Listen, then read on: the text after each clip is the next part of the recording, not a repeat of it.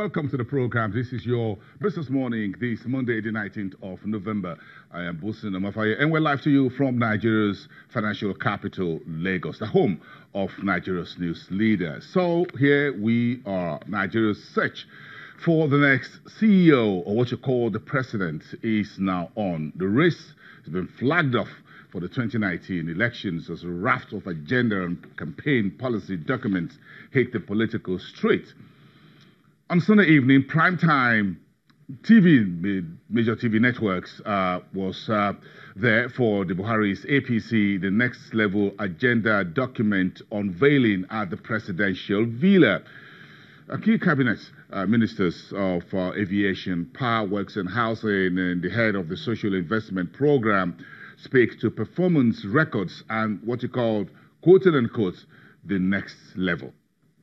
Of course, we'll have more time talking about that. Meantime, lunch today with the PDP flag bearer, former Vice President Atiku Abubakar, as he formally launches his policy document, christened Let's Get Nigeria Working Again.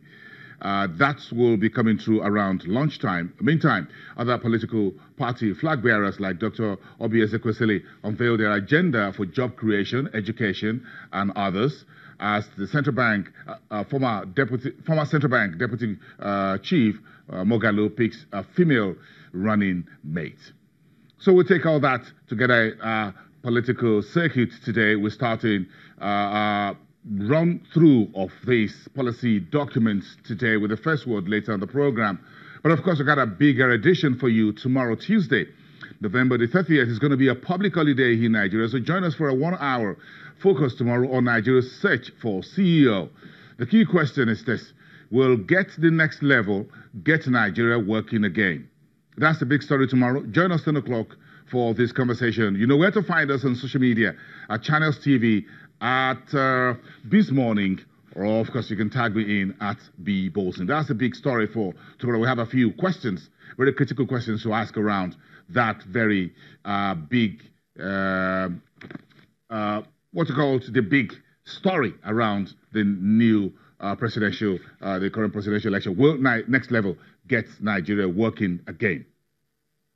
It's a very busy week on markets this week. So the final Central Bank Monetary Policy Committee meeting, as me already know, is now being shifted to Wednesday and Thursday, 21st and 22nd, on the back of Tuesday's public holiday, which has been declared by the authorities.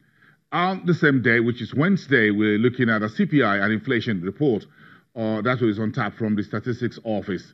And today, the big story for us here on Market Street is the FMDQ and International Finance Corporation is holding Series 2 Roundtable on Nigeria's housing market, focusing on the supply side issues.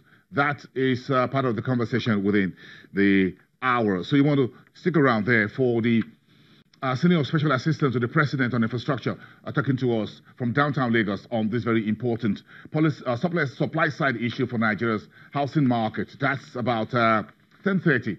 10:15, I beg your pardon. That's today. I want to discuss a bit of a politics. First word at 10:30. Okay, let's get about the market. Yes, the stock market was a negative 0.44% on Friday. That's the week cap, as it were. Okay, so we got 11.7 trillion back, but that was a bit softened on Friday because the banks and insurance, as well as oil and gas, lost their bearings. The FMDQ market, it was a bit active. At the NES, the over-the-counter market, it was also a bit positive, as that unlisted securities market got a bit of its shirt back, almost 1%. On Friday, 710.84 reading. That's just a summary of it all. Let's give you that a little bit more later into details. But first, let's take the big stories of this week onto Market Street. Politics, promises, and performance. The market this week will be inundated with political promises. We started on Sunday with Atiku's PDP, People's Democratic Party, today unveiling at lunchtime what is called Get Nigeria Working Again. And of course, you had all the dinner time yesterday with President Buhari and his team unveiling what is called the next level of socio-economic programs for Nigeria if he gets the elections, the ticket in next February. So that's the big story from the two leading contenders for the seat of the CEO.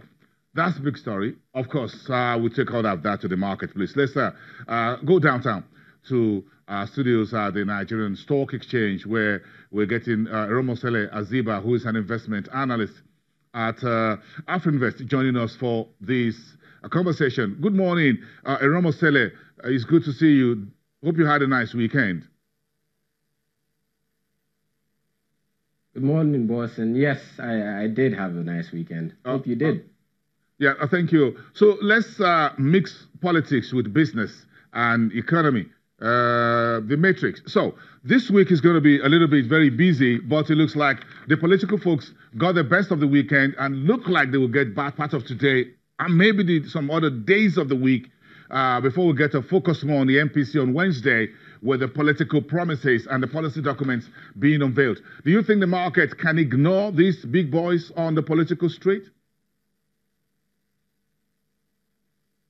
Definitely not. I mean, the campaigning, official campaigning for the presidential elections kicked off yesterday, and we already saw one of the major parties of their campaign. We're expecting another one from PDP today. Like we've been saying since the start of the year, a lot of activities in the markets have been largely shaped by developments in the polity, as a lot of investors have been looking towards the potential direction the Nigerian economy could be going, either under a new government or even if we have a continuation of the current government. So we've seen the manifestos, the APC coming out with moving to next level, and PDP talking about making Nigeria great again. Investors will be looking at this as some sort of guidance.